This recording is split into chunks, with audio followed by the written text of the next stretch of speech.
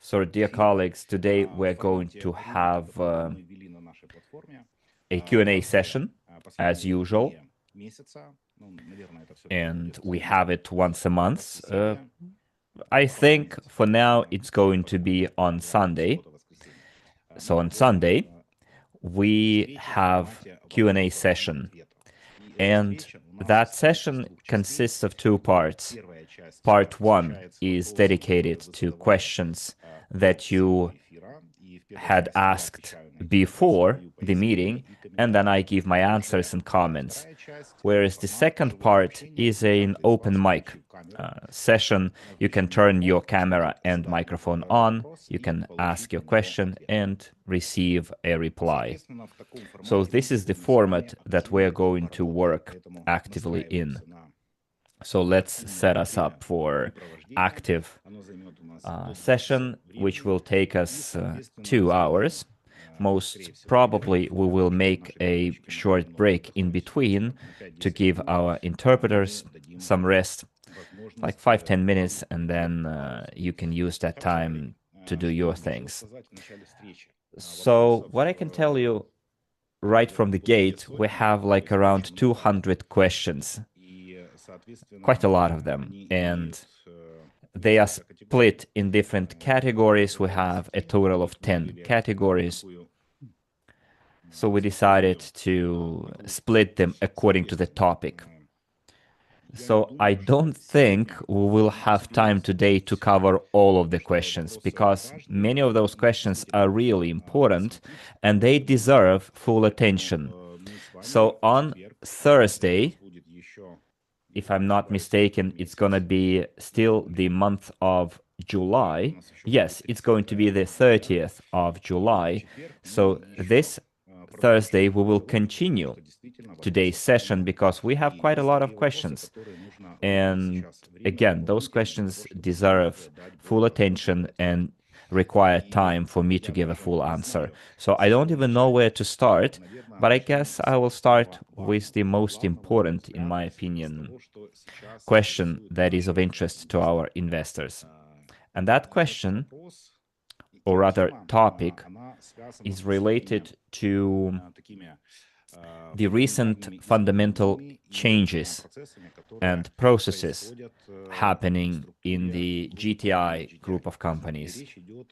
And we're talking about here the creation of the Infrastructure and Logistics Development Corporation, which not so long ago started its official operations. So last meeting, last stream, we discussed it. I gave you the explanation why this corporation was established, what would be its functions, and still there are questions. So I think this will be the main topic on our agenda today.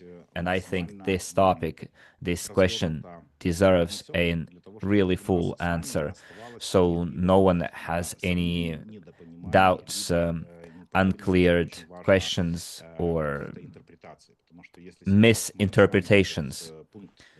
Because if we do not fully understand that particular question, then we won't be able to work with our potential investors. It's quite logical. If we don't understand it, how we can explain it to someone else? And questions related to corporations can be expressed in one single message / question. Why the corporation was created and what role it plays in the GTI group of companies, and how it is going to affect us, the existing investors, and whether there will be, and there is a misconception, whether the shares of the corporations will replace the shares of GTI. Well, this is indeed a misconception, so we need to cover it as well, and I will. When Dr. Yunitsky and I talked about it, and he provided his clarifying information about the corporation, I'm not talking about our joint meeting last time. I'm talking about my private conversation with him. He gave me quite a good example. And let me tell you, Dr. Yunitsky is following closely our informational field, if you will, because he, being the author and also the majority investor in the project, is quite interested in what's happening in terms of information delivery in our community. So he gave me quite a good example during that conversation based on the previous experience on implementing commercial projects and the technology in general. And I think I should share that example, that comparison with you. So all of the questions related to corporation will be closed, I'm sure. So Dr. Yunitsky, by the way, is sending his best regards to you because we talked today. He gave me that example, and I would like to share that comparison with you. And indeed, he has sent his best regards to everyone present at this meeting and who will be watching the recording of today's meeting. So friends, let's go back to the fundamentals. What do I mean by fundamentals? Well, we have raised funds for UST through the holding to make sure that the technology is established, created, and testified and tested. And we did that. All of the technological risks have been addressed. I'm not going to repeat myself. You know it. There are 2 R&D centers to prove that, located in 2 different continents, and they showcased the viability of the technology. The technology has been certified, etc. So the next stage was the task to implement the technology, or better scale the technology, so that the company would have commercial projects, and commercial projects equals profits, profits equals remuneration or payouts for us. I did mention it last time, so I'm mentioning it again. And if you accuse me of beating around the bush and repeating the same things, well, sometimes, as you see, I have to do it because not everyone is on the same page. So in parallel with the creation of the technology and the operations of the engineering company, the company also established marketing offices across the world, in Indonesia, in the Middle East. And the reason for establishing those offices was to look for potential customers. And I'm talking about negotiations, participation in exhibitions, meeting with potential customers, and eventually having orders placed. So Dr. Yunitsky gave a very good example of the Indian market. You probably know that in recent history of string transportation, the company in India started its business in 2017. So it's been 9 years since the start of operations, and there were quite a lot of good initiatives, support from the Minister of Transportation, but all of it took time. And all these years, the company spent quite a lot of money and efforts on coming to a point when the company now has a project in its portfolio, in its pipeline called Waterfalls. Waterfalls, probably you heard about it. It was on the website. The marketing offices, announcement statements covered it as well. So Dr. Yunitsky gave that example, and he said, look, Maxim, it took us 9 years to get a project that is just a couple hundred kilometers long, yes, it's a full-fledged project with the tracks and technologies. It's a good, solid project. But that project will yield not more than $800,000 to the company. I'm talking about the engineering work, the design, well, those cost items that are part of such projects for a commercial project. $800,000 tops, from which probably net profits will be 100, probably $200,000, but not more than 200, probably less.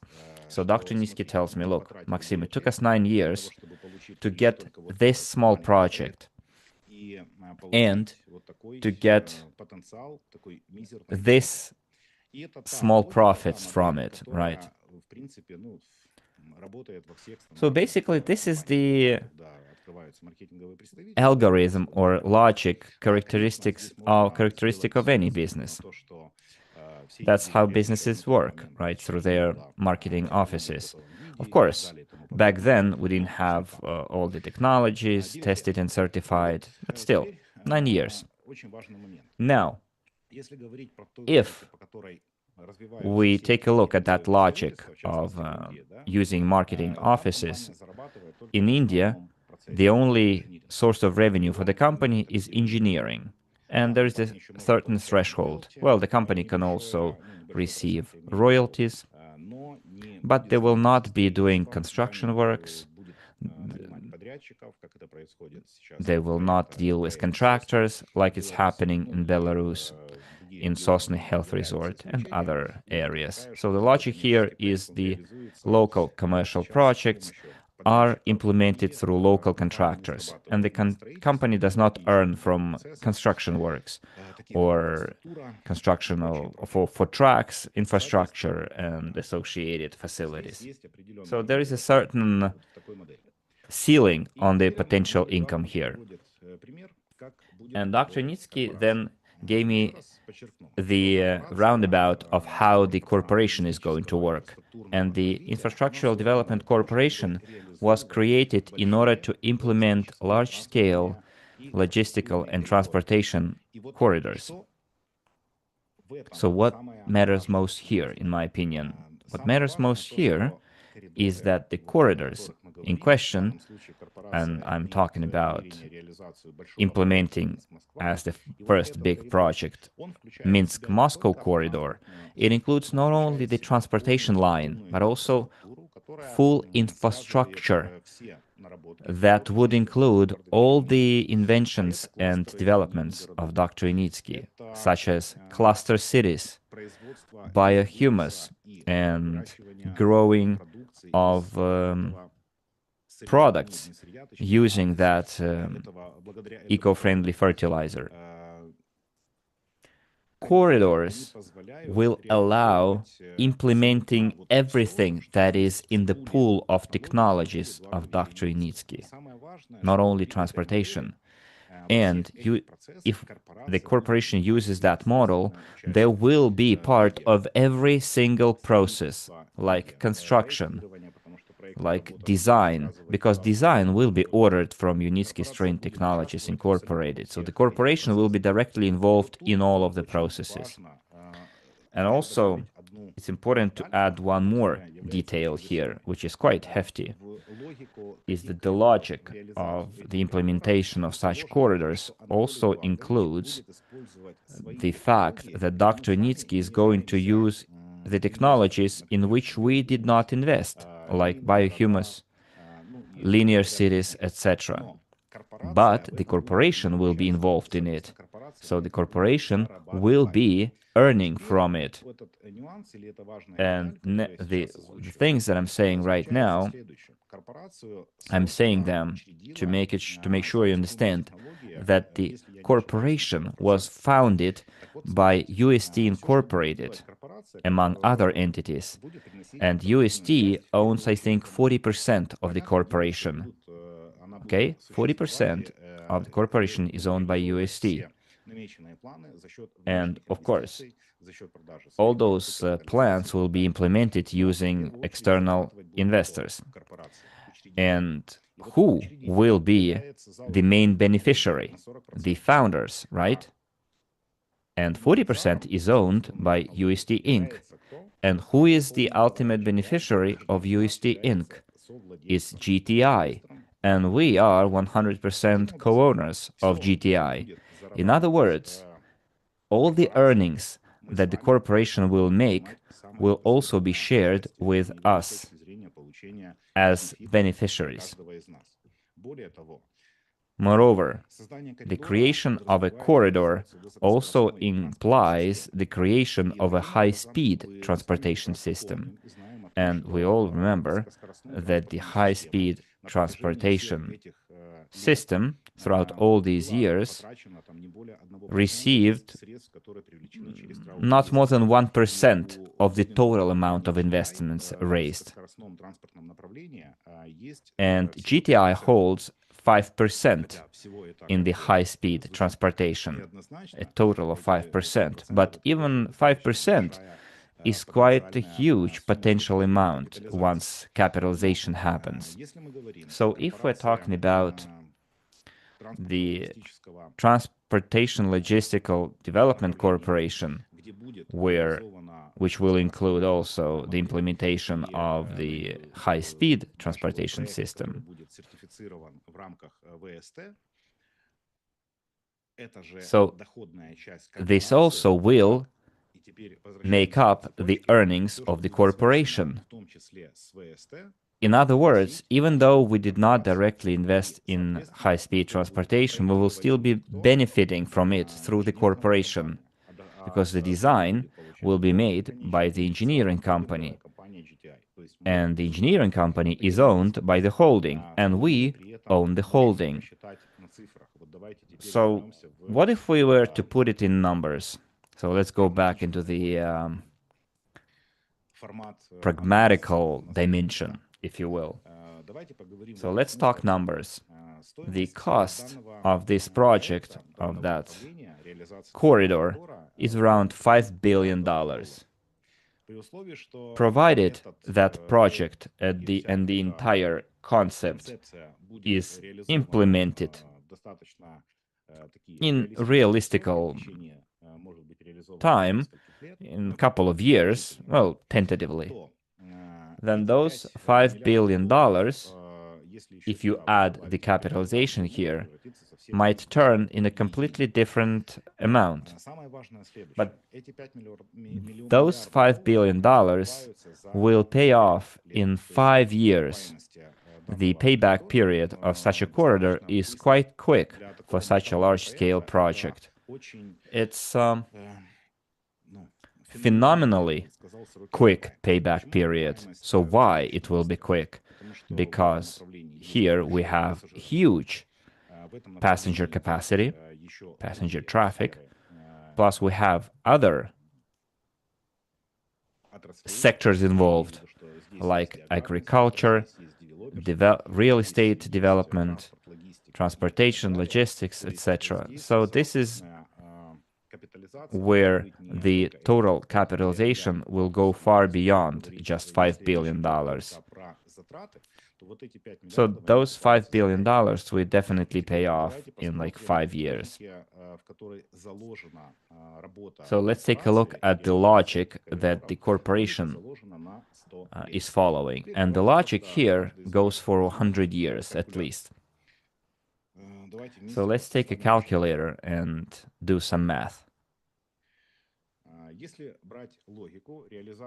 So if such a large-scale project is implemented and its lifetime is 100 years, so let's see how those $5 billion we will pay back. They will pay back like 20 times over. So 20 times multiplied by that amount.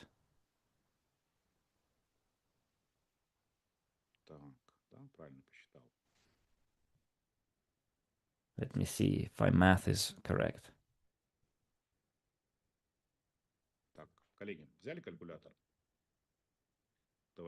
So, are you using your calculators as well? Give me a 10 in the chat if you're doing it with me.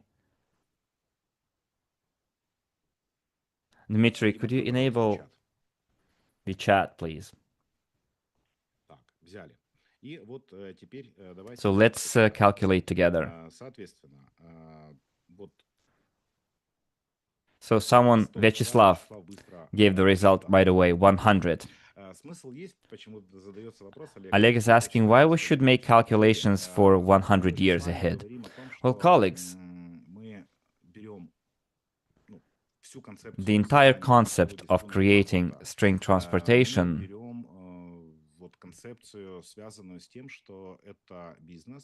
from the get-go is intended as assets that you can pass on to your children and your grandchildren. This is your legacy. Of course, it will bring you money, in our lifetime, but what about the legacy? So if you don't want to calculate for 100 years ahead, let's calculate for the next 15, 20 years. But even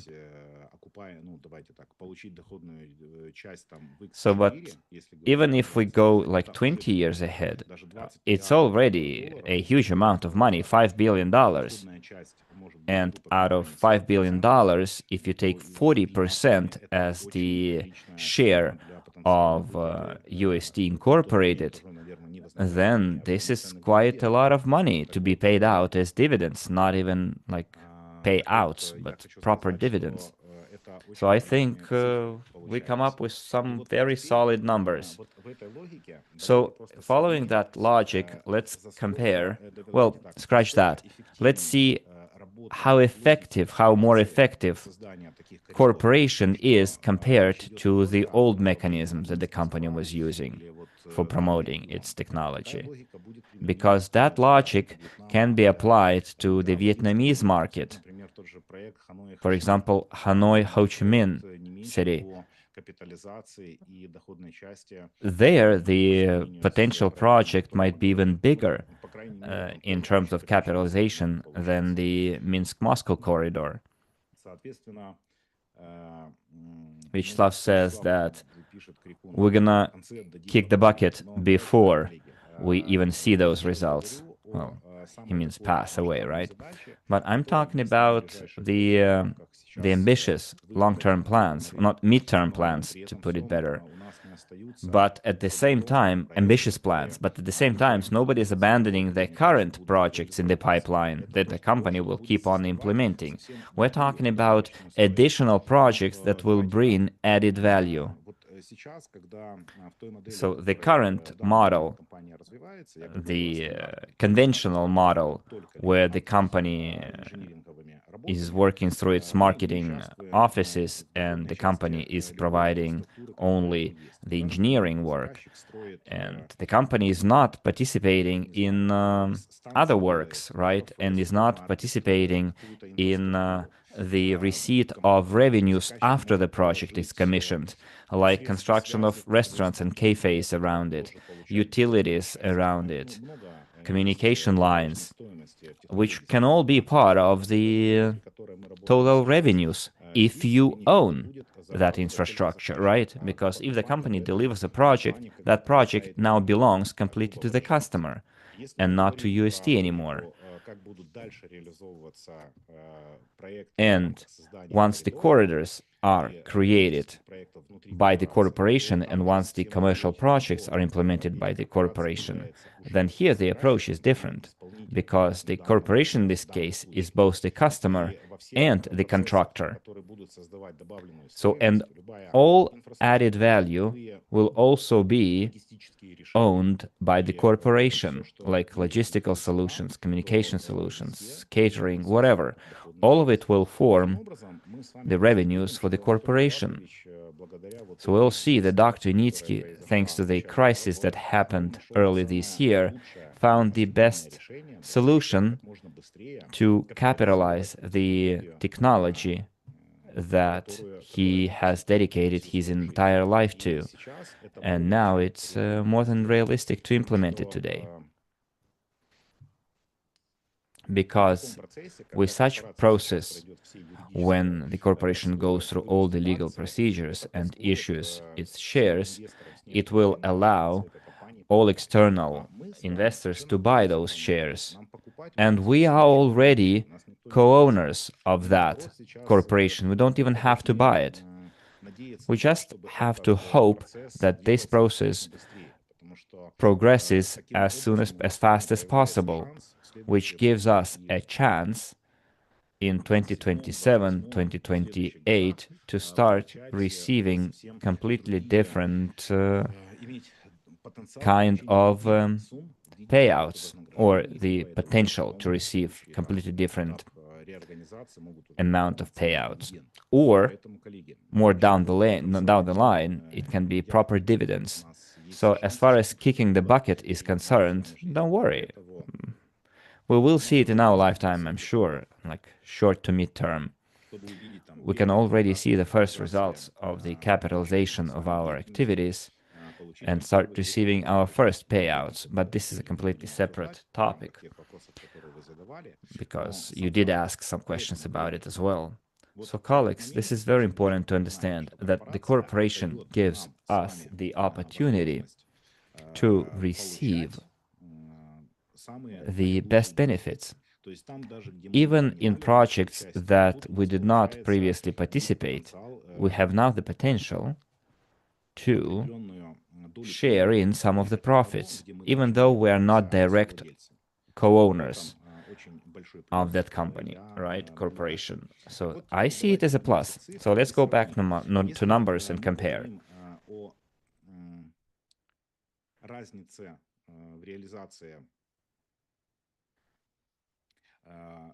So let me see what I wanted to say. So if we see the difference in revenues, in India, for example, it might be net profits equal to $100,000. Or, for example, billions of dollars in a relatively short period of time, if we go the corporation route. But even in 10, 20 years, it's going to be several $billion or dozens of billions of dollars, billion of dollars.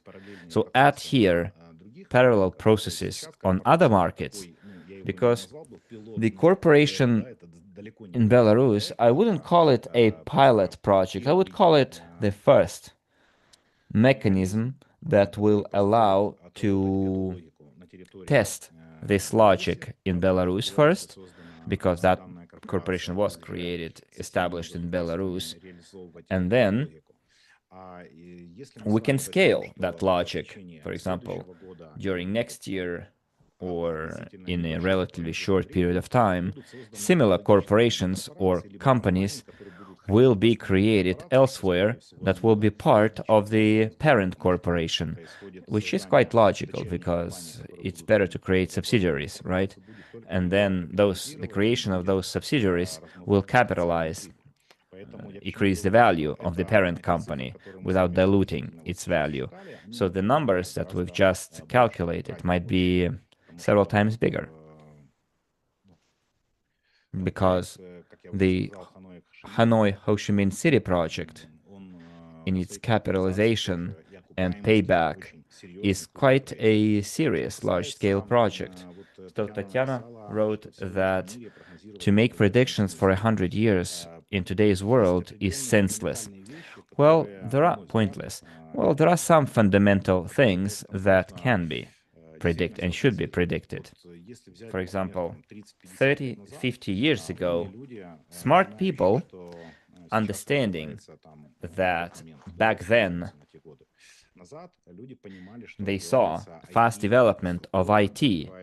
They saw that the information technologies were going very fast, and they could predict what's going to happen in the next 30, 50 years. And they did right. Now they're receiving good payouts. Even though currently there are wars and cataclysms happening in the world, those things were kind of foreseeable as well. And smart people saw it and made adjustments. And I don't think that we should not predict for like 50, 100 years ago. That's not really smart. And see what Dr. Yunitsky is planning. What part of his plans? He has a clear understanding of the fundamental things that will happen in the world if we change nothing. If we do not change the transportation or logistics, if we do not change our attitude to Earth, the way we grow crops or the way we build houses, so if we don't change that, then yes, the worst case scenario might come into life. And Yunitsky is trying to take a look from a different perspective. And rather than simply predict, he provides a solution. He said, let's build an infrastructure corridor, and along that corridor, we enrich the soil with fertilizers, with all the minerals and nutrients to restore that soil. So let's build roads, but not encase it in asphalt, spending hundreds of millions of dollars. Let's elevate the road to the second level and use the land for crops. He says, let's not generate power like we're generating it right now, but use alternative sources of energy. You see what I'm saying here? We could have different scenarios. We can follow one route or we can follow the other. And Dr. Yunitsky is not just a theoretician, he is a practitioner, and he comes forth with implementable practical solutions. So, I would urge you to see how we can help Dr. Unitsky implement those solutions and ideas. And thank you very much for your support. I see quite a lot of hearts, likes, applause, and I'm very happy that you share my point of view and, first of all, the point of view of Dr. Yunitsky. So this is one fundamental thing that we should all understand. And it is no coincidence that I raised that question during our Q&A session today. It's because without understanding why the corporation was created, it will be very difficult for us to develop further, to raise funds into the technology and to invest ourselves. So even considering the big number of questions asked, I think the corporation-related question is one of the most important ones. So to summarize everything that I've said right now, and going back to the example Dr. Unitsky gave, and answering the question how the corporation is going to work, well, I think numbers say it all, right? So in order for me to answer your questions related to the shares of GTI, shares of corporation, well, we invested in GTI, and corporation was created in order to faster capitalize the technology that has been created, to accelerate that process and to make sure that those technologies are implemented across the board, everywhere. And not only transportation technology, but also all other inventions that are part of Dr. Yunitsky's portfolio. And we are directly or indirectly are co-owners of that.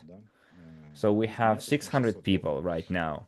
So please give me a score from 1 to 10, how clear was my explanation about the corporation, having heard everything that I told you today.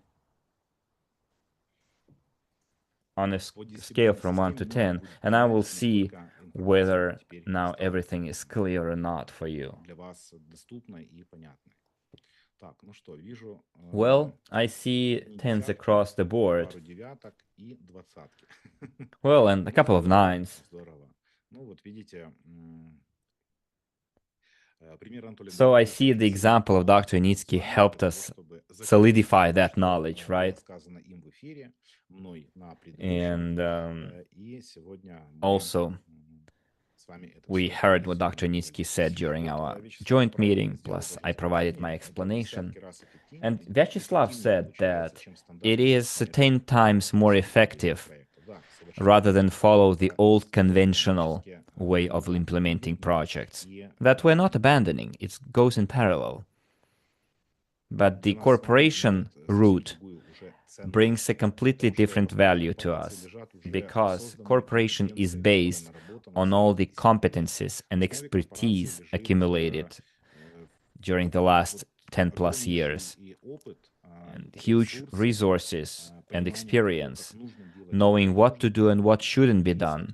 So friends, we will definitely be observing and seeing how the projects will be implemented, how the company is going to follow that logic. But again, both routes will be observed, the old way and the new way. And right now, we need simply to help the company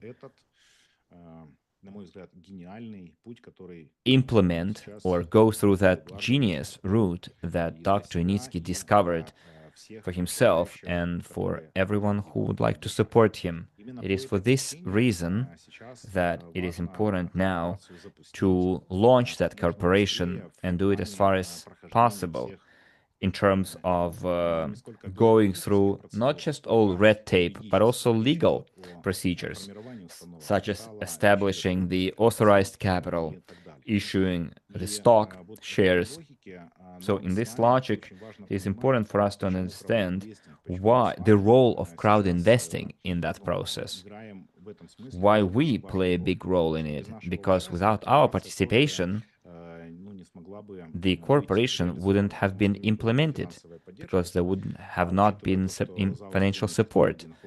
And since UST Incorporated owns a 40% share, which means we own a 40% share in it. So even the creation of the authorized capital is also our domain of responsibility. And we were involved in it when we helped implement the funding optimization plan.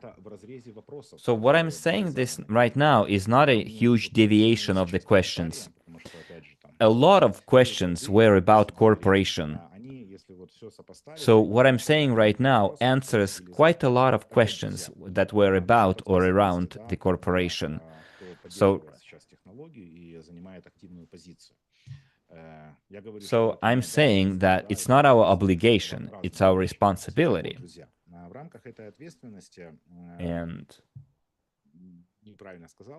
And within the funding optimization program, the GTI funding optimization program, we assumed that responsibility and we delivered. And I think we delivered astounding results since early this year, since January, February. So why this program was launched? Remember the exact wording. Who remembers how it was exactly phrased back then? And if you write in Russian, please, pre-translate your answer and tell me why, if you remember to the word, what was the purpose behind funding optimization plan? Why, for example, the discounts were lowered? Vyacheslav says to create a safety net, like a financial cushion. But why? Vyacheslav says to scale string transportation technology. Correct. Yes, scaling is the key word here. So what I'm going to say right now also answers quite a lot of questions that you asked. So why we needed to scale string transportation technology? I think that question is rhetorical. I think everyone understands why it needed scaling. We needed it in order not to lose what we've been building for 12 years together, and to start receiving benefits, long-awaited benefits, because without that funding optimization plan, our shares would lose all of its value. They would be just numbers on the screen. Because the creation of the technology is just stage one, and we achieved that objective with flying colors. The technology has been created, tested, certified. But along with that, Dr. Yunitsky created a huge mechanism that supports that process. And to support that process costs the company $2.5 million per month.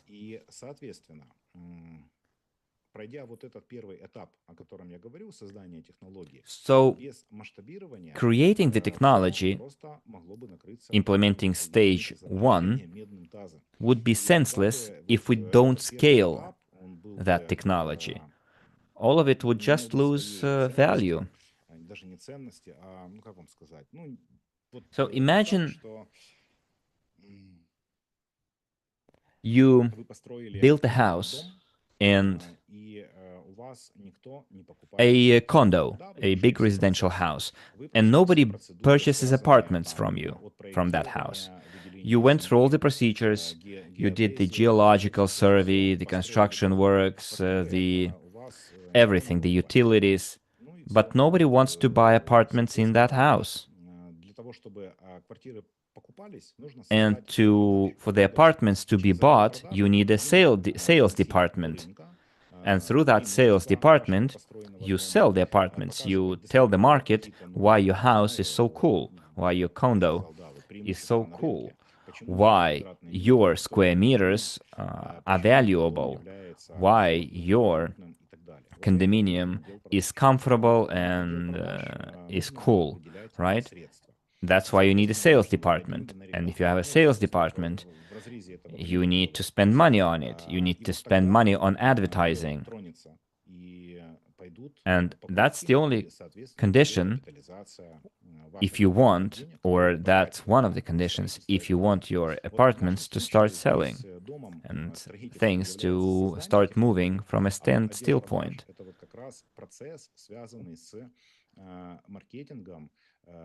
And going back to our technology,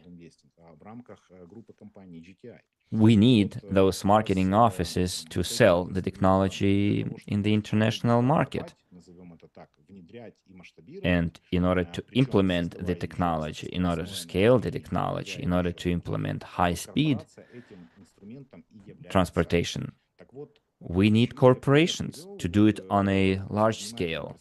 So try to follow my train of thought here, my logic. So in this case, when the funding optimization plan was launched to scale the technology, we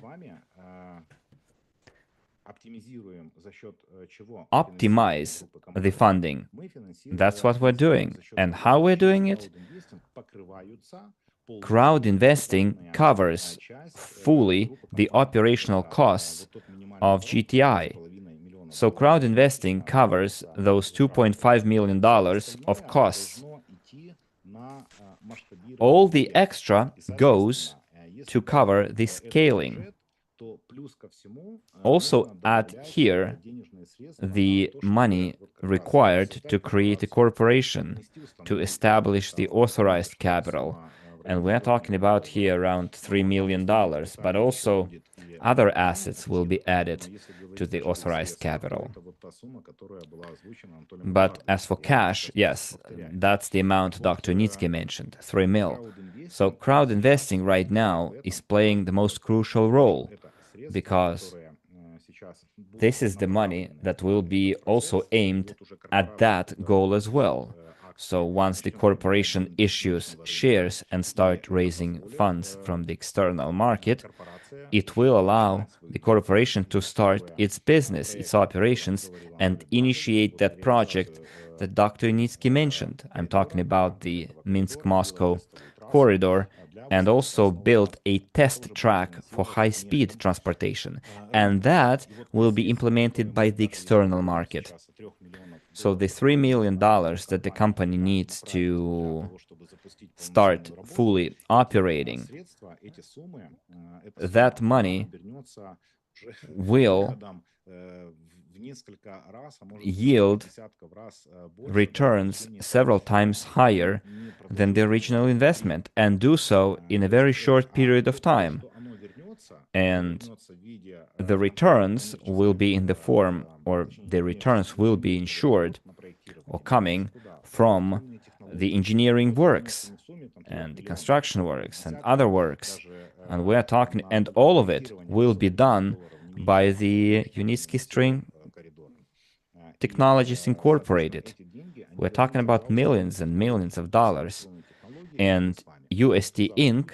is owned by us through GTI.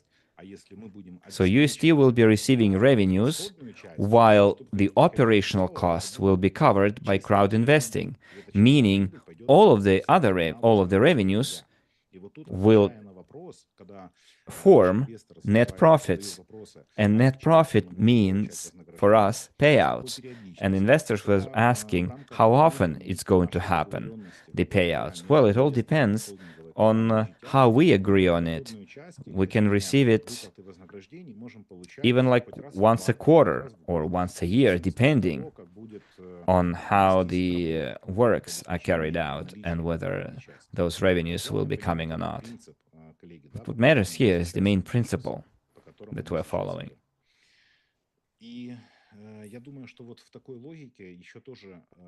And I think now it's becoming even more clear.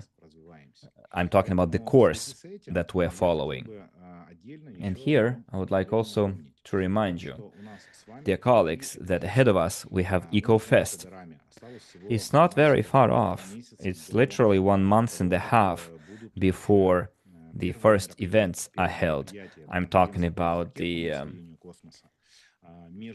Near Space Industrialization Conference. And before EcoFest, there will also be an exclusive tour for the winners of the marathon. And I'm talking about here visiting the production facilities, Uterra plant, the design bureau in Minsk. So it will be held between the EcoFest and the conference. And there will be at least 40 winners from our platform that will be able to come for the conference and also participate in the exclusive tours and visit the production facilities and the very heart of our company. I'm talking about the headquarters of UST Incorporated. So within that marathon, it is important to be very active, to understand why we're doing it. We're doing it to make sure the corporation goes fully into the market. And for that, we need to make sure that the corporation receives enough funds.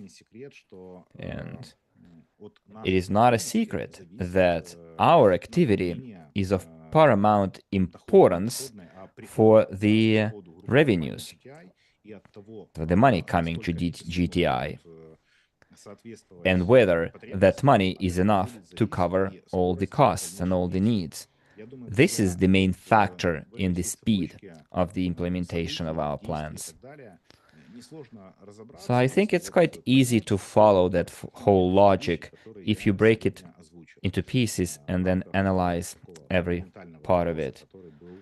So this is what I wanted to say as far as the corporation and everything related to it is concerned. So here's what I wanted to suggest we do.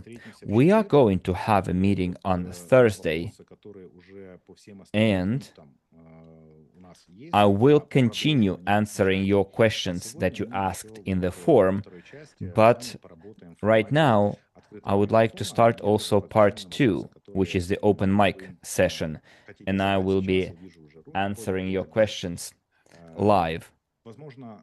So probably some of you might be disappointed that I have not answered all of the questions, or probably by the format that I've chosen, because it might seem that I answered just one question, but honestly, I haven't, because that answer that I gave surely covers like dozens of sub-questions that our investors were asking because they were not fully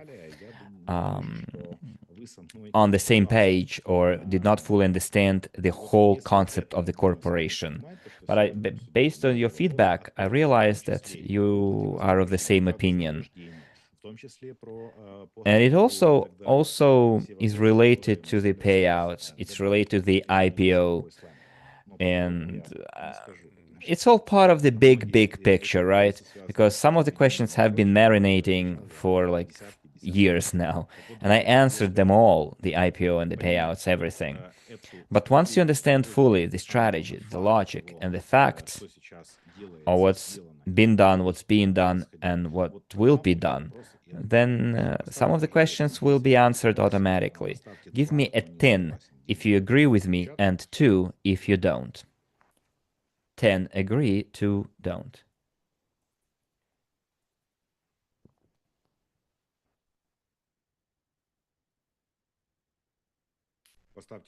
Ten if you agree and 2 if you don't.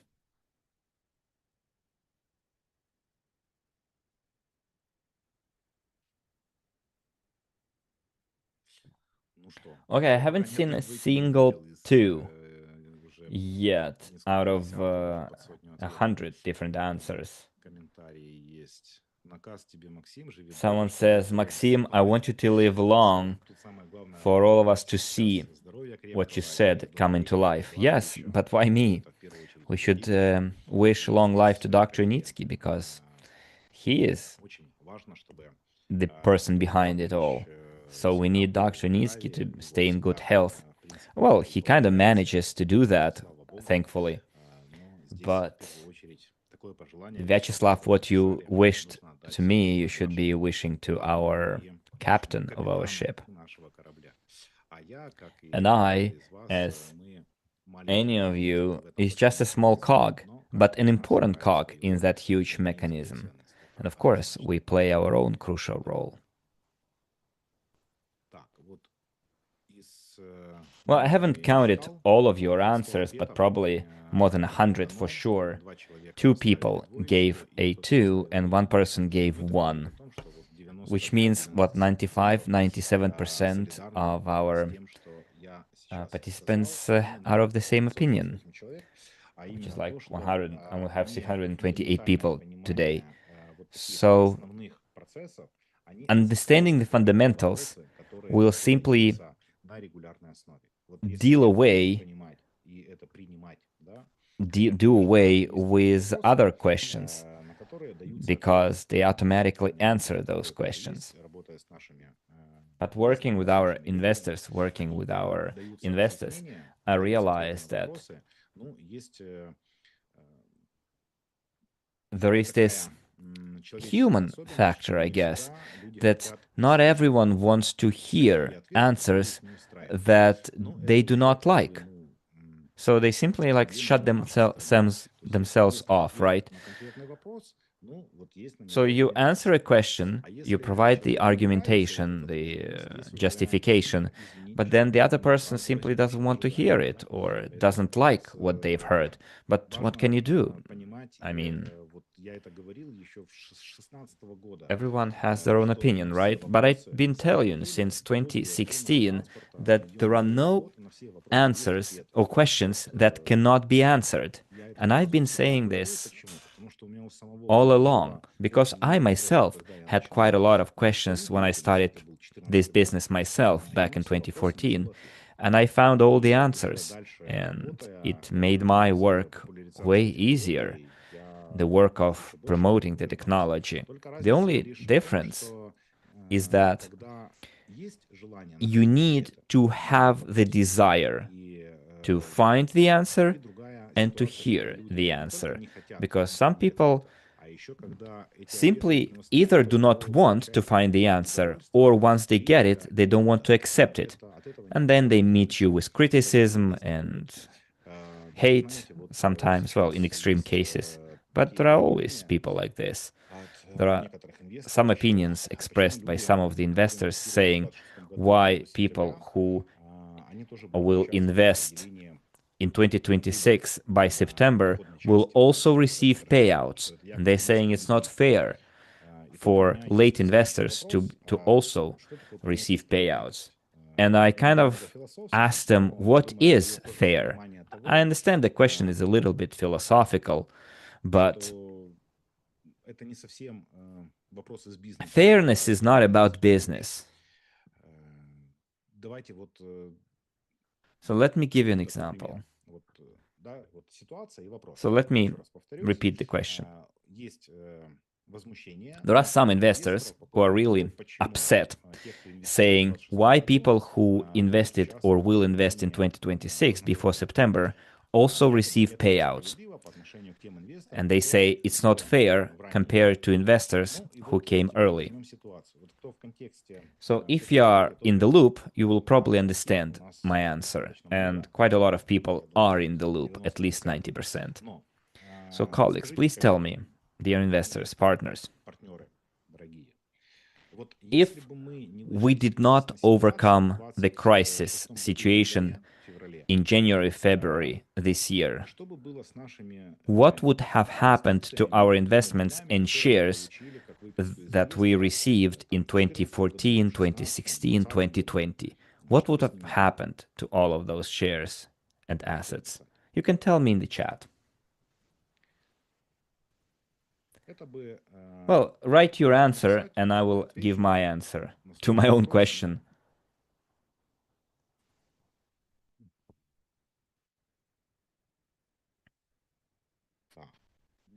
Someone says it would all be over. We would have nothing to show for. There would be losses. And Yelena put it right. It would be just nice numbers on the screen. All those extracts from the shareholder register. So what was the value of investing before 2026? What was the intention behind the investing? 2025. That money was spent to create the technology and to implement the final stages. And the technology was created indeed. Like I gave the example of the house. Without the sales department, you wouldn't be able to sell apartments in that condominium. And eventually it would become overgrown with ivy and then fall apart. So if we haven't overcome the crisis early this year, that same fate would happen to our shares. It would be overgrown with ivy and wildlife, and then it would metaphorically fall apart. So that's why we needed that funding optimization plan. And that's why we still need the investments and should treat all investors equally, because we need all of the investors to make sure that the technology is implemented in the real sector of economy. And for that to happen, we need to sustain that huge machine called GTI. That's why all investors should be on equal terms. Both those investors who believed in the technology before it was even created, but also investors who sustain further efforts of the company. Because otherwise it would all be for nothing.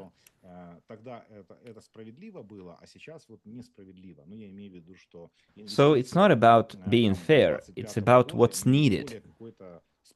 So fair does not really apply to when you entered the project, because the investments since early this year were necessary for the company to survive. So that's why all investors should be treated equally. Doesn't matter when they entered the project. I do split the history of the technology into two stages: stage of creation and stage of implementation or scaling, or the stage of creating an entire industry. because that's what Yunitsky is doing. He's creating an entire industry. So those two stages, although they happened in different points of time, they are equally important. The second stage wouldn't happen without the first stage, and the first stage would lose any meaning without the second stage. So I'm also answering here some of the questions that you asked about fairness. Again, let me repeat. Fairness does not apply to business. It's about existence. And fairness and fair, it's ethereal. There is a notion of honesty, dignity, equality. But fair towards whom? So if we take a look from the standpoint of an investor who came early 2026 and tell him, no, you're gonna get paid later. And he would tell you, but why? I supported the company when it most needed me. Why shouldn't I receive my payouts along with everyone else? But also take the conventional stock market. If a company went public and they start paying dividends, you receive dividends doesn't matter when you bought the shares of that company. As soon as your name is in the shareholder registry, you receive dividends. For example, if Google or any other dividend-paying company pays dividends, again, this is general information.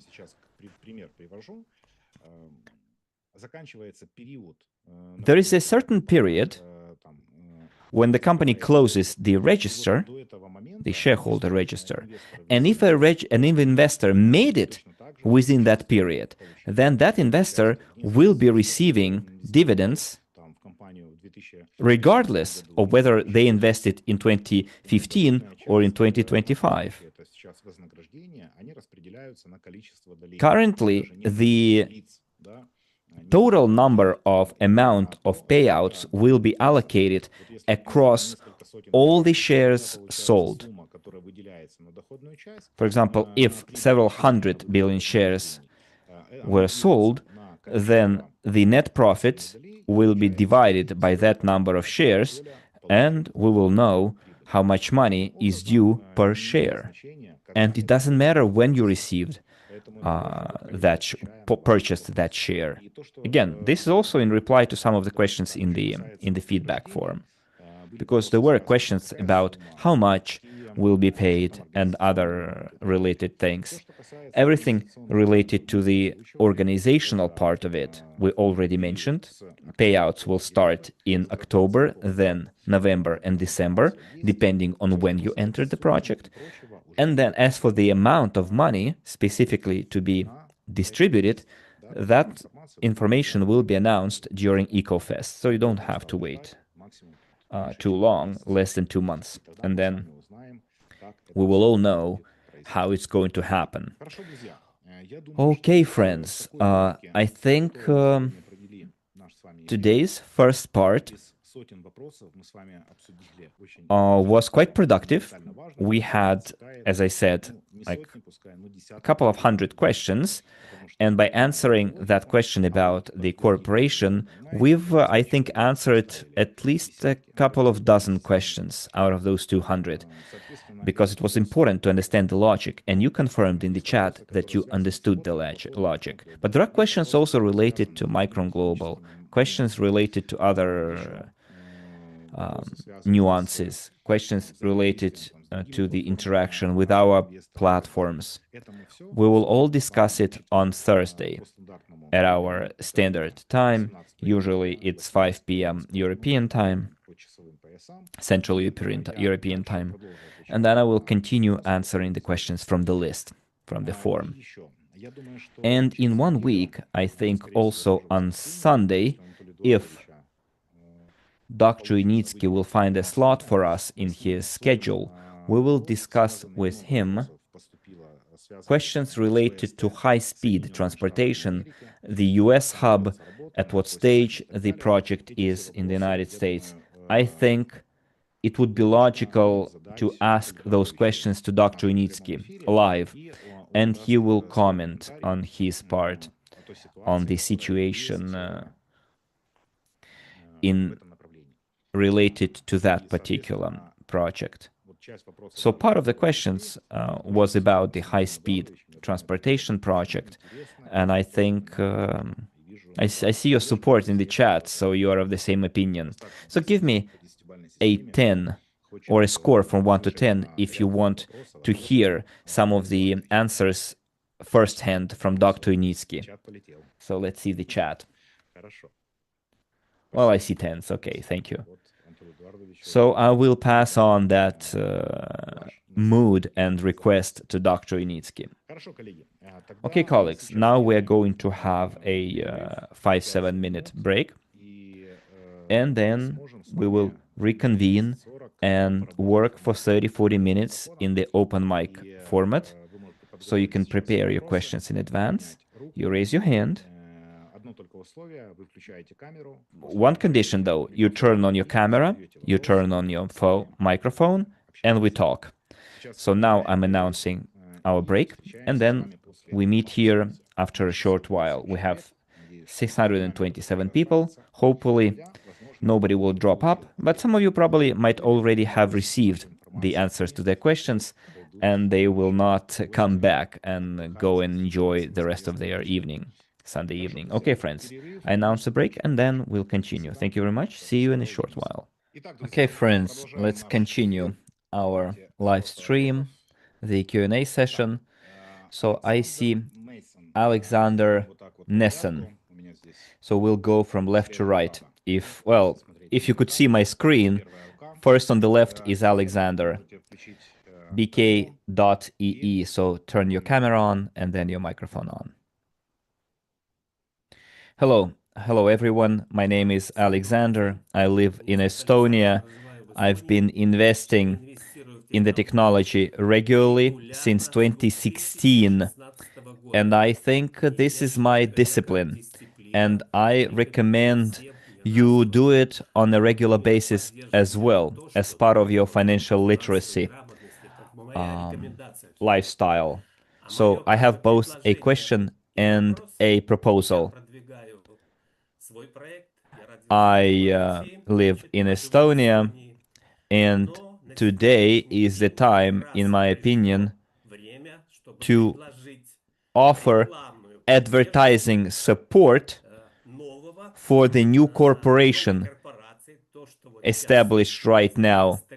I think it will be useful for all investors. This is what I wanted to discuss both with Maxim and with Dr. Yunitsky. I'm ready to go to Belarus myself because it's a long story, but the business that I've launched is both Estonian and Belarusian. I can show you what I'm suggesting is to show as advertising different merch. You see t-shirts where you can see specifically advertising of the technology, like on t-shirts. It can be shopping bags, multi-usage. So all of it you can see on my website on bk.ee. It's not advertising. I know that we have a lot of people from network marketing, but I would like to suggest actual advertising to support the technology. And I would like to launch this, and I'm looking for a partner to launch such a product line. I have samples, and I think it will hugely support especially the establishment of this corporation, and to spread the word of the technology and to scale the technology, and of course attract large investors, big investors as well. Thank you very much for your attention.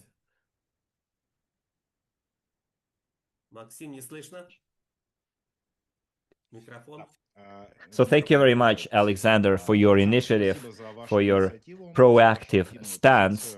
And it is very important that you came up with this initiative, because this is something that all investors should hear what I'm going to say, my comment on this.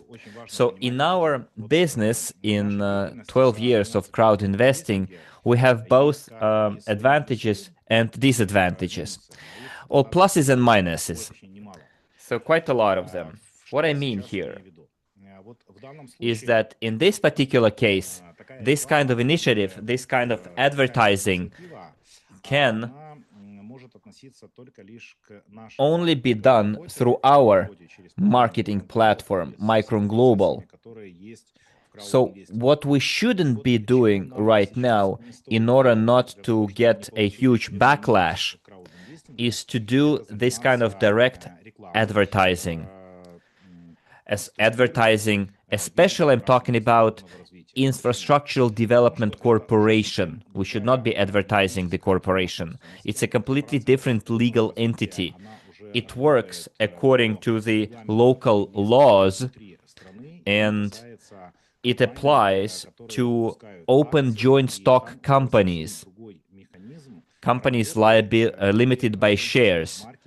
So the corporation, Infrastructural Development Corporation, will not be directly related to crowd investing. It's a completely different form of raising investments, and they will follow a completely different mechanism. So corporations will be working through certified brokers and accredited intermediaries. So we cannot be involved in that process, we as Micron Global. So colleagues, we should not be harming right now our project with, let's call them, unsanctioned actions, because, we could mess things up with it and then eventually fall flat on our faces.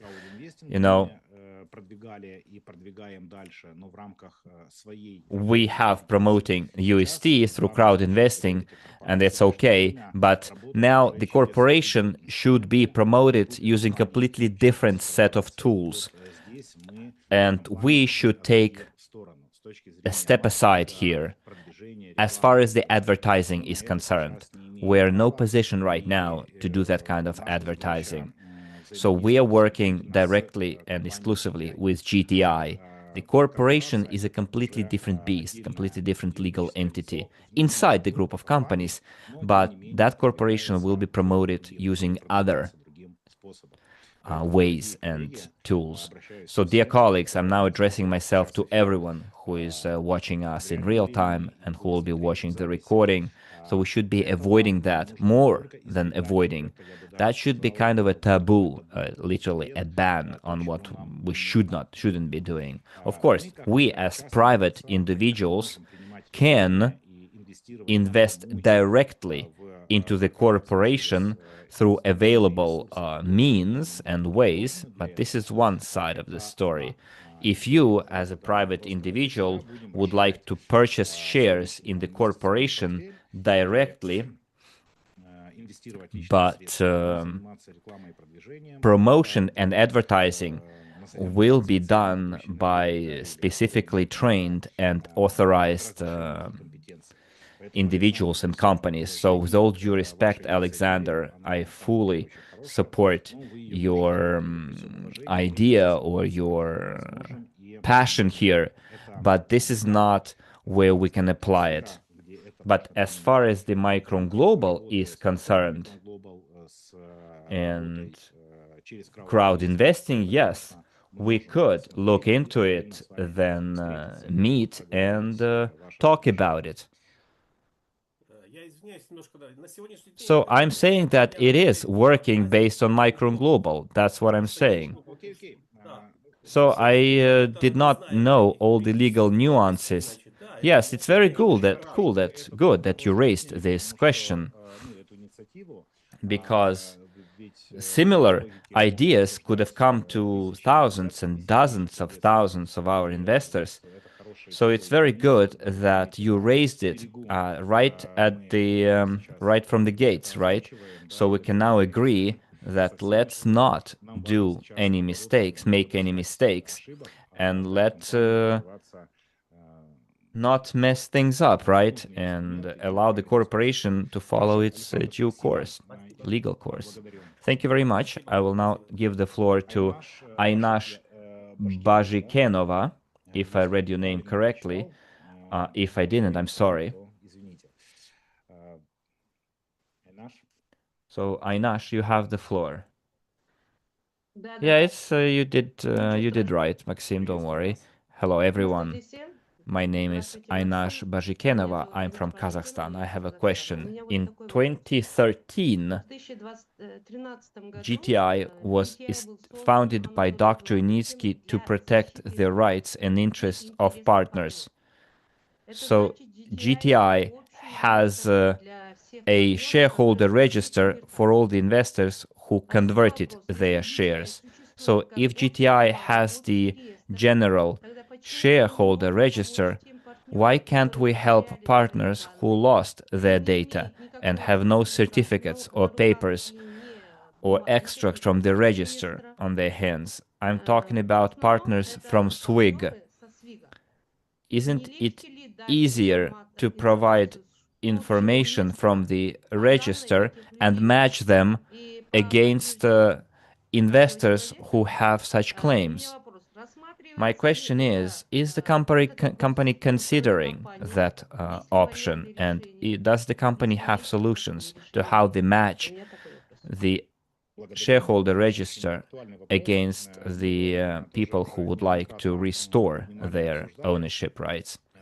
Well, thank you very much for this question.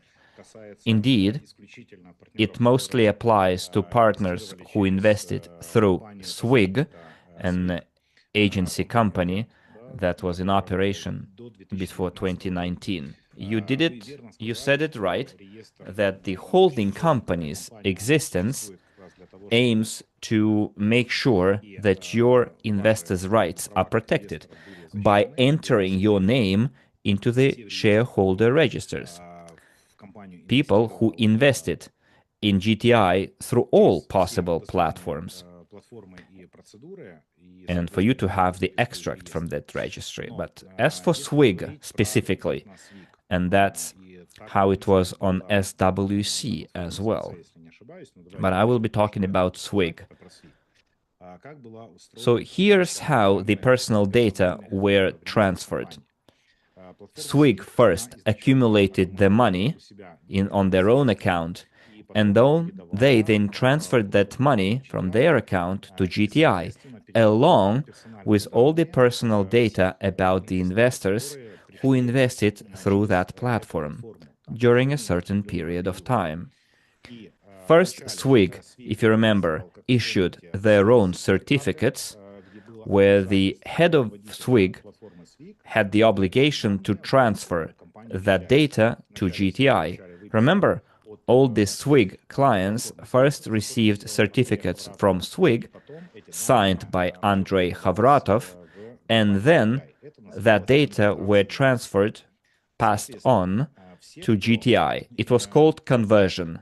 Those who did go through that conversion before March 2020, if I'm not mistaken, have their names entered into the register. But SWIG did not pass all of the data to GTI. In other words, GTI does not have the personal data of investors who invested through SWIG after a certain time. Then SWIG stopped its operations entirely. So it's not just GTI stopped working with SWIG. SWIG stopped working due to reasons well known to you. And yes, there is a certain problem with a certain category of investors who invested through Swig who did not go through conversion. And those investors cannot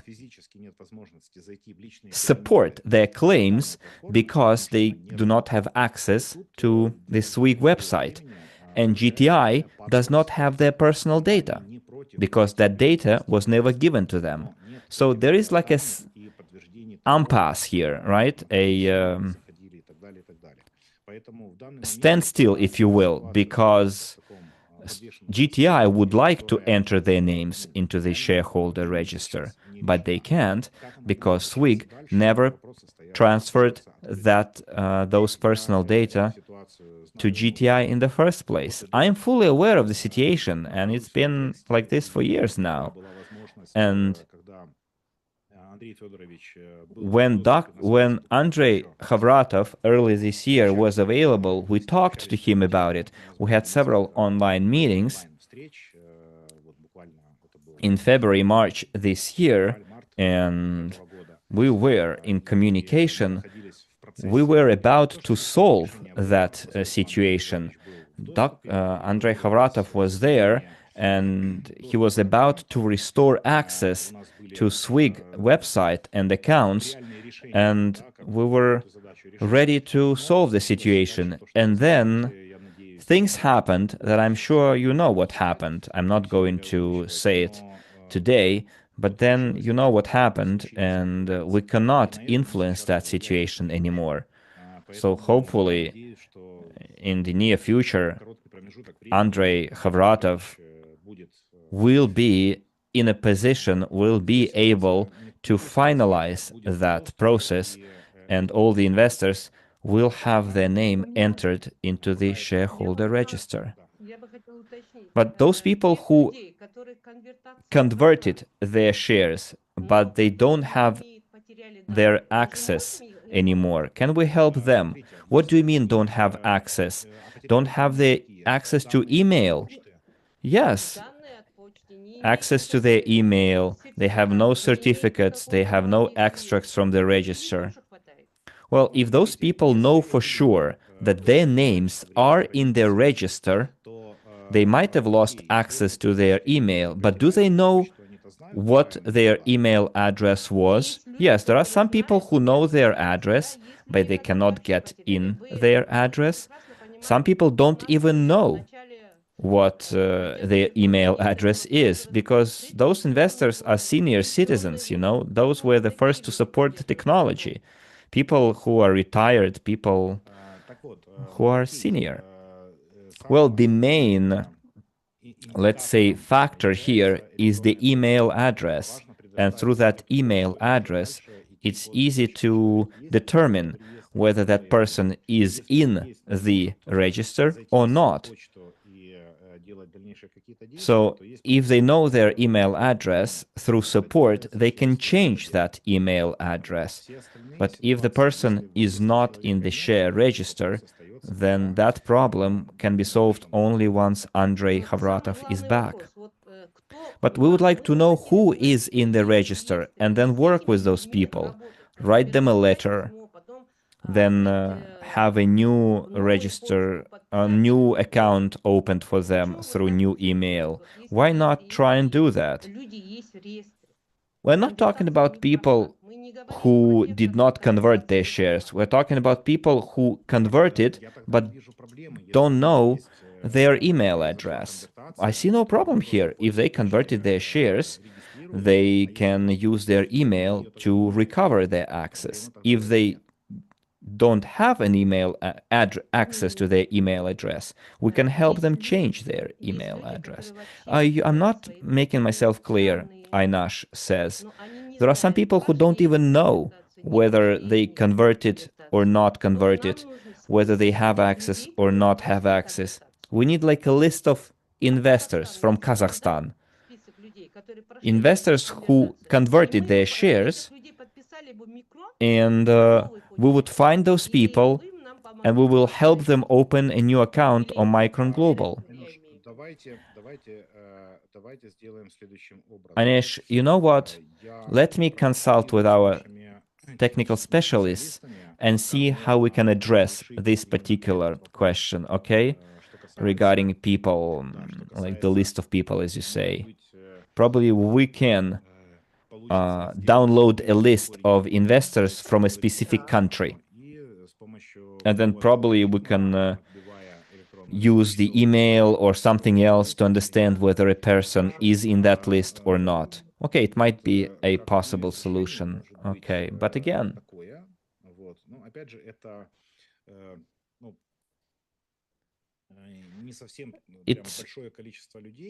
if it's not a too big number of people, then it might be, we might address it successfully. Well, if it depends on our team, we will do our best, okay? Thank you. Yeah, I will be looking forward to your answer.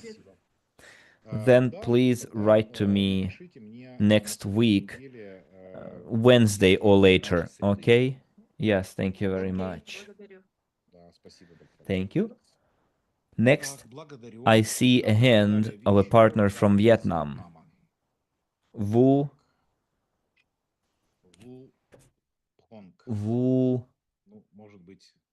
Fu Rong, if I understood, pronounced your name correctly.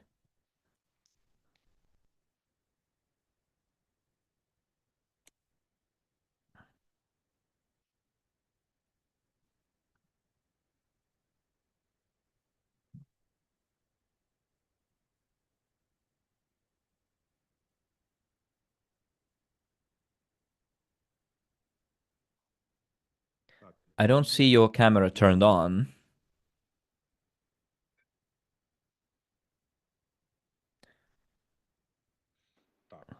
Not ready, probably. Okay, then let's move on. Yafresi Castillo. So probably it's Latin America.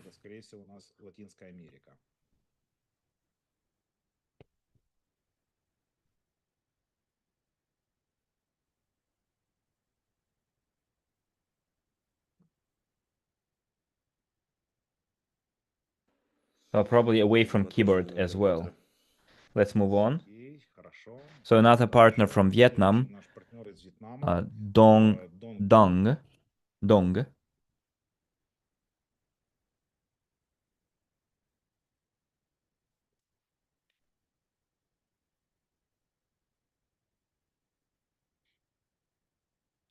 You need to turn your microphone on.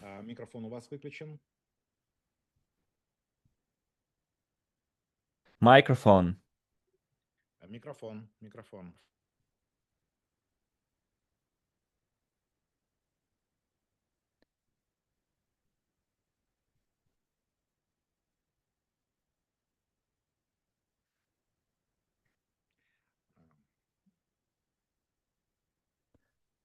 Your microphone is off. So I asked him to turn his microphone on, but no change, unfortunately.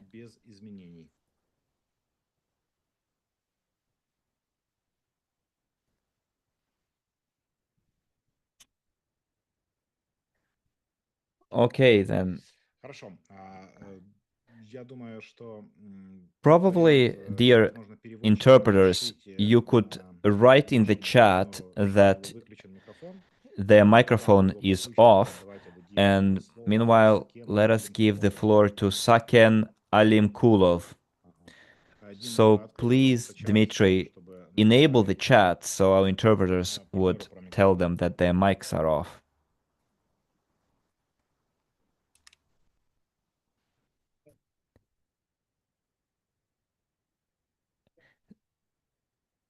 Saken, good afternoon, or probably evening. I think you're from Kazakhstan, right?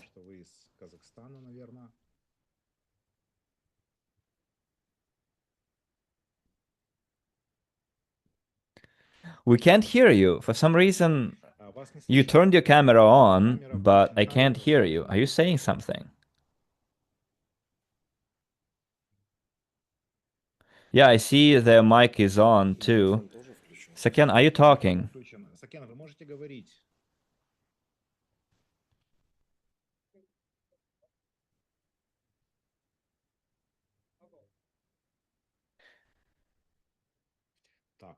So technology is letting us down.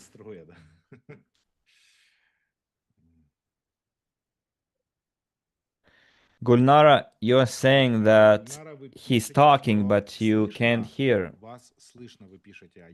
What about now? Ага, так, вдалеке где-то, вот. Давайте поближе микрофон.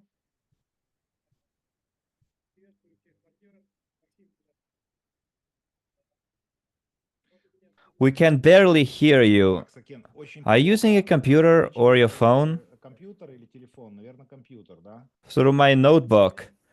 But Ноутбук.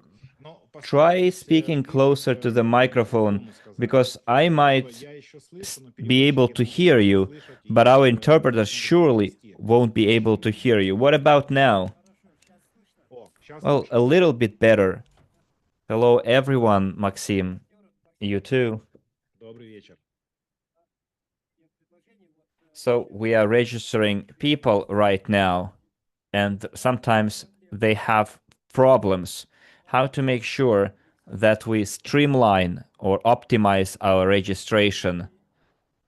And what about countries from restricted jurisdictions? Do we still have countries with restricted restricted jurisdictions, so-called, or now all jurisdictions are open? Well, let me tell you that all jurisdictions are now open except the United States. There is a difference, though. There are countries that are open for registration but are closed for marketing, limited access, like United States and the Russian Federation. They cannot participate in the marketing. United States residents from United States can neither register nor do marketing activities.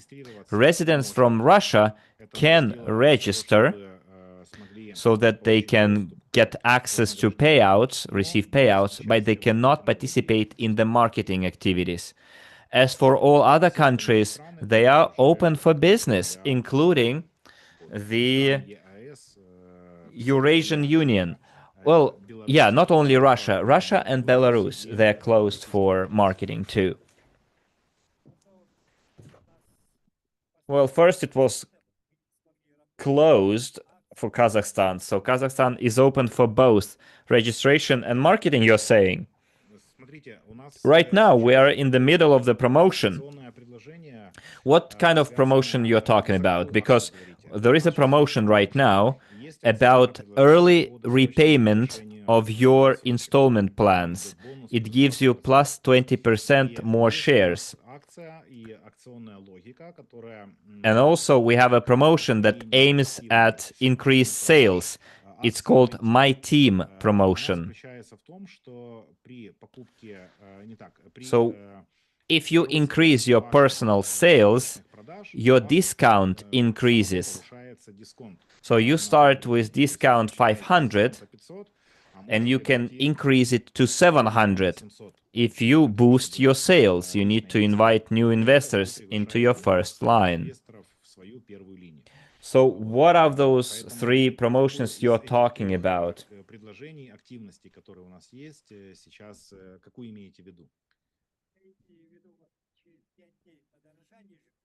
Well, there will be an reduction in discount very soon, right?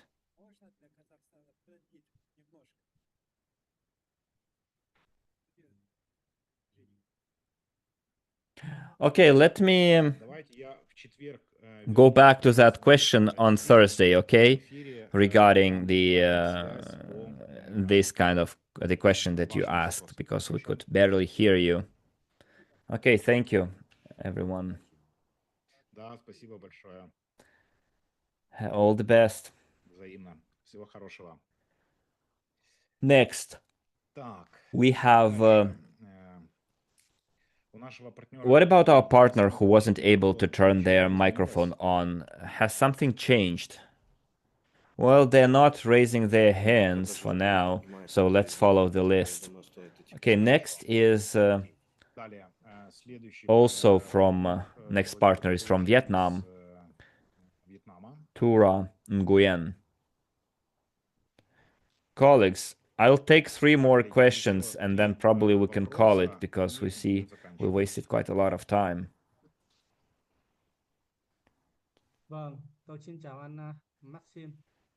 Good evening, Maxime.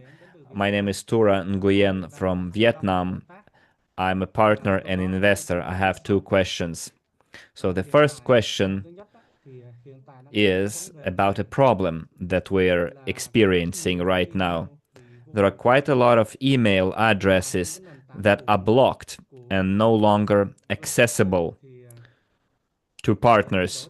So we need to make a kind of a video for them, what to do, how to change their email, because senior citizens are experiencing a lot of problems with changing their email, especially those who used ID cards of their relatives to get access to the back office. So right now they cannot ask their relatives to provide their ID cards again. And for example, the support sometimes asks you to send a video with your ID card as verification, and they don't want to do that. So I suggest let's allow people to create an account using not the email address, but the ID card of the original owner of the account, and instruct the customer support to do it.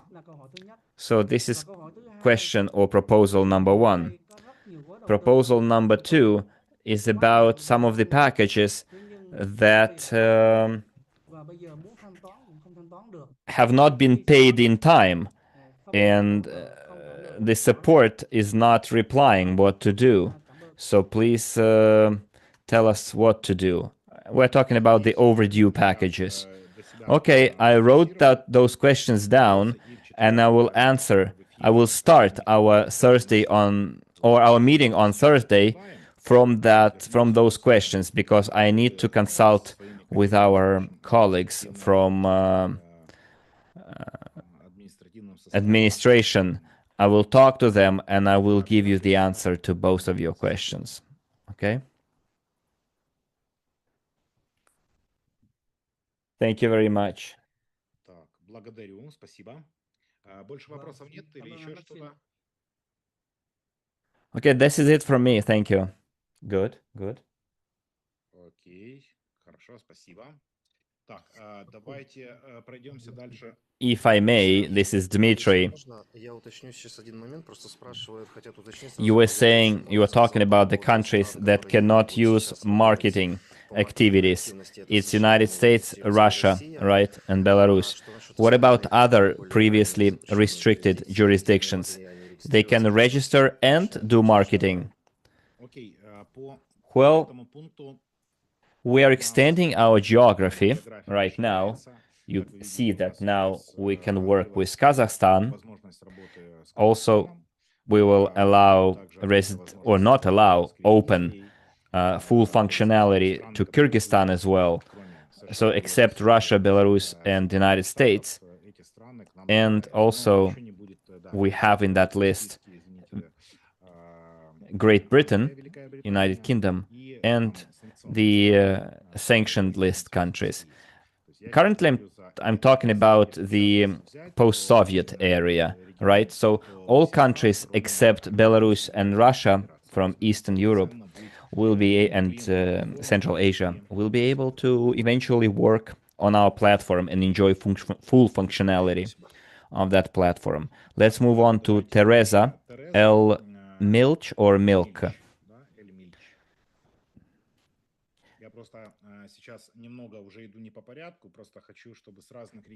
Hi. I'm not following the order right now, yeah, because I want all the partners from all the regions. Yes, we can. We can. Great. Okay, I'm from the US and I have one question. I know we can't register yet, that's fine, but I'm preparing anyway, and I would like to know does Micron Global require a passport or a driver's license? Because the other platform, RSW, is a little confusing. And a passport here is different. I don't know about other countries, but a passport here in the US is different from a driver's license. And again, that's for when I'm able to register on the Micron Global.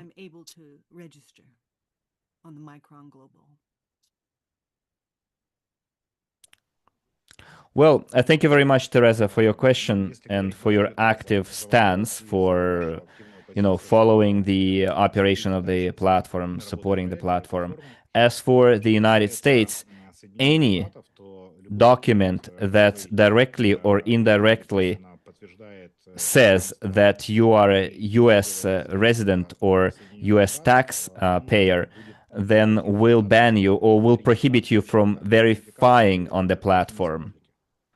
As for the documents, as passport ID or driver's license, very soon we're going to roll out, to launch automatic verification through SumSub.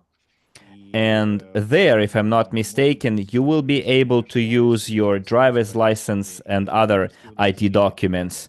But considering that SumSub, a provider, a verification services provider, has access to an extensive database and they exchange information, once they identify you as a resident of a specific country, then you won't be able to bypass the system. So if that's what you're asking, it's about jurisdiction, not a specific document. And yes, there are some citizens, or better, investors with dual citizenship. And if they are US tax resident and they specify a different citizenship and we don't know about it, then all the risks go to that person, not to us, because, well, all the associated risks. So it's very important to be honest here and straightforward. And you either accept the conditions or you don't. But that's the rules of the game right now. Okay, well, I only have one citizenship. I was born and raised here in the US, and so dual citizenship is not an issue for me. Maybe other people, but that's their game, not mine. I just want to get ready for when you guys open up the US. And so it sounds like you're saying that I could use. Yeah, we're looking forward to that time as well, that moment as well. So it sounds like, correct me if to clarify, it sounds like I can use either my passport or my driver's license whenever you guys are ready. Is that correct? Either one? Yes. Yes, sure. Once US citizens are allowed to register and verify, and probably lawyers will correct me, but I'm pretty sure that you will be able to use either or, because, well, verification is all about confirming your identity, right? And SumSub, if I'm not mistaken, accepts both passport and driver's license. But I might be wrong, but I don't think so. Well, this is Dmitry. He says that passport is the bulletproof way of confirming your identity, because passport both confirms your citizenship, your tax residence, well, everything. Because you might have a driver's license issued in another country, right? But you might still be a resident for another country. So the reason I'm saying SumSub accepts both is because they have an extensive collaboration with other verification providers. But let's wait for the time when we are fully global, and can work in the United States. And I think we can cross that bridge when we come to it. And I'm sure that situation is not going to be a problem. What matters is that US can work for us in the near future with us. Okay. All right. Thank you very much. Okay. All right. Thank you very much. Thank you for your input. Yes. Да, благодарю вас. Спасибо. Спасибо. Так, Elmer from Latin America.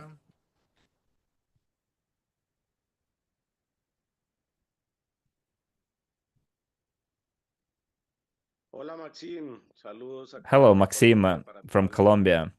Maxim, Everyone, realmente greetings from tenemos Colombia. un pequeño Right now, inconveniente que we estamos have teniendo. a problem that I would like Hay to problema en la bring to your generación de attention. pagos a We have a cuotas. problem with La paying gente for estaba dejando para paying el their último installment día plans. generar el Some pago y el people waited sistema until the last bloqueó el day pago to de la pay their cuota. installments, Ya and hemos then escrito the al system soporte, blocks, llevamos más o menos una semana y no hemos doesn't recibido allow them to respuesta. pay. I've been writing messages to customer support, and they are not answering. So I'm asking you to reinstate those installment plans. Okay, thank you very much, Elmer. I think we have a similar problem in Vietnam right now, right? Well, not only, but all of the partners who are paying their installment plans. So tomorrow is Monday. We will have our team back in action. So we will address that problem, okay? Perfect, thank you. And I have one more question. Probably you will have similar promotions in August so that people can use it and come to the EcoFest. In August, we will still have marathon, summer marathon 2026. As for the bonus program, we will keep it, but the bonus will be reduced. It will not be 20%, it will be 15% if you repay your installment plan early, ahead of schedule. If this is what you're talking about, the plus 20% instead of 15 instead of 20. Okay. Хорошо. Так, коллеги, у нас время подходит, даже я бы сказал. So it's been 2 hours exactly that we've been online with a small break. So thank you very much for your active position. We still have 12 hands raised. I think on Thursday we will also open a short open mic session, but after the main session, the Q&A from the list, because we still have a lot of questions unanswered. If we make it in time, if we have enough time to answer questions from the list, then probably we will have another open mic session. And for now, by the way, in the second part of our session, we had 530 people. We had 630 in the first part. Only 100 people dropped out. And the second part started with 530, and it stayed 530 until the end of the second part. So it's kind of a good retention rate, right? Only 10%, probably 15% dropped out in between part 1 and part 2, which is a very good rate indicator, which means you friends that you are our fellow visionaries, partners, people that Dr. Yunitsky can rely on, and we as platform can also rely on you as our partners and clients, and together we can move forward toward our great goal, and behind it all, our author of this technology, Dr. Yunitsky. So friends, our session is coming to an end, and I think it showed that all the answers, all the questions have answers. They might be convenient, they might be not, but what matters is nothing is left unanswered, and everything that this company is doing, the company is trying to cover it in as much detail as possible, make it public, and to make us not only believe in the company and trust the company, but to grow in our trust, or to strengthen our trust, especially at a time when the technology has entered into its scaling stage, and is moving towards implementing huge transportation infrastructural corridors, and the first to be implemented between Minsk and Moscow by the corporation that was recently established. So our task right now is to help the company go through that legal organizational stage, to help the company issue their shares so that the company can work with external investors, raise funds, so that all the revenues generated by the corporation could produce a positive effect on all of us, because indirectly we are also beneficiaries of that corporation, because corporation, among others, was also founded by Unitsky String Technologies Incorporated, and we are co-owners of that company through GTI. And the reason I'm saying that is that we should focus our attention right now on all the promotions we have, on all the marketing offers that we have, especially on the eve of EcoFest, because all of the investments that are now made into the company are used for scaling, and scaling equals good start for the corporation.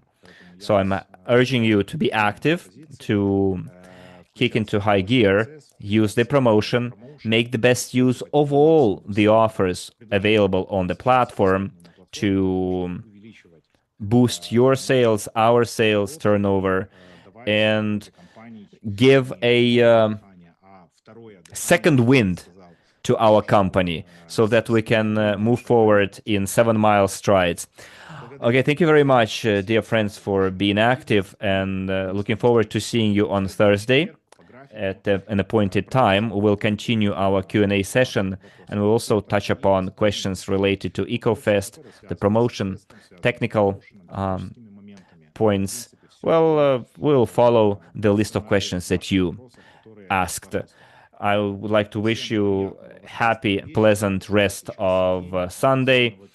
If you are from the American continent, then good rest of the day. Stay positive, and all the best.